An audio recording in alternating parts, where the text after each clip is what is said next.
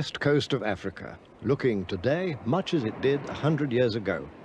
At that time, the old evils of the slave trade had become a distant, though disgraceful, memory.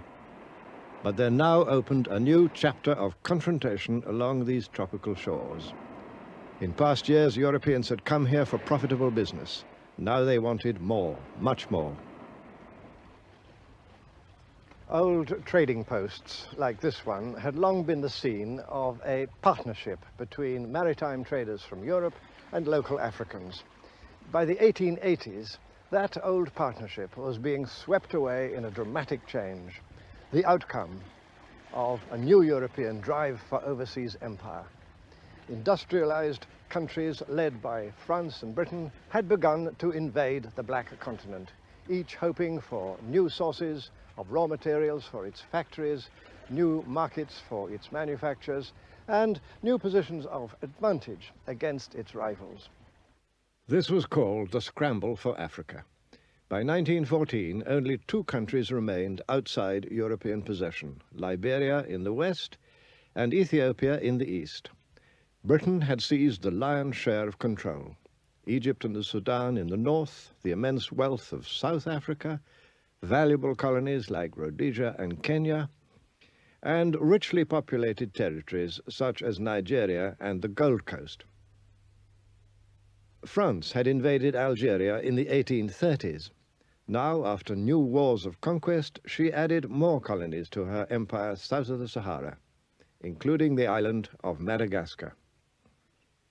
Little Portugal carved out two vast colonies, Angola and Mozambique, while Imperial Germany took the Cameroons and southwest Africa, and on the east coast, Tanganyika. The vast Congo basin fell to King Leopold of the Belgians. Italy and Spain completed the enclosure. The fate of the continent was utterly changed. Between the colonizing powers themselves, the carve-up was peaceful, but their rivalry was intense. In 1884, a Congress of the competing governments met in Berlin to settle their disputes. Germany's Iron Chancellor Bismarck was there. And active behind the scenes was the ambitious Belgian king. He spoke for them all when he said, "I am determined to get my share of this magnificent African cake."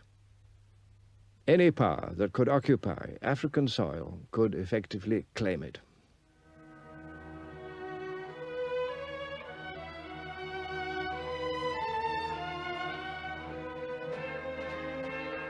Now the task was to stake out frontiers in utterly uncharted land.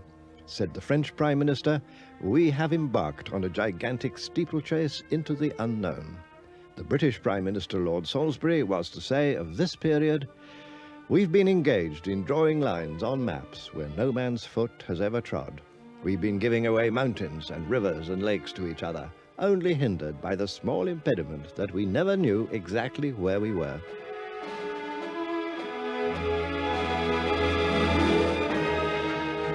The great game was to get hold of places and positions of advantage over rivals, no matter what irrational frontiers might result.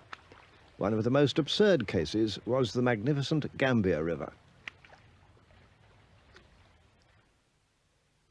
Britain had long held Bathurst, Banjul today, and was determined to keep this river route to the interior.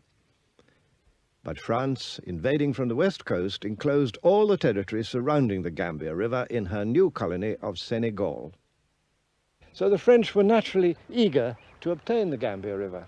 They offered Britain, in exchange, the much larger and richer Ivory Coast. But the British Parliament insisted on keeping the Gambia, thus dividing the peoples of the region. And the result was, and is, a country that is 300 miles long, but never more than 30 miles wide.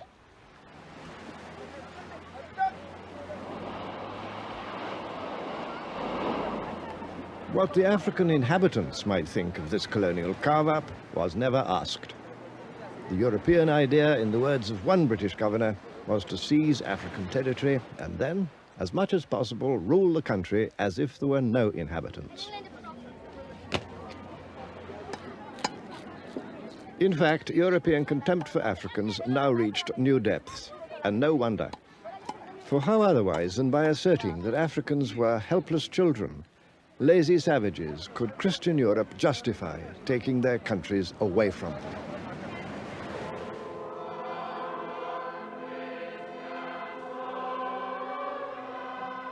The helpless children, meanwhile, sang their own version of a famous hymn.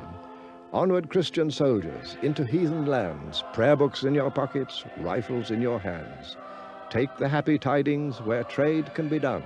Spread the peaceful gospel with the Gatling gun. The European invasions were widely resisted. Conquest was never easy.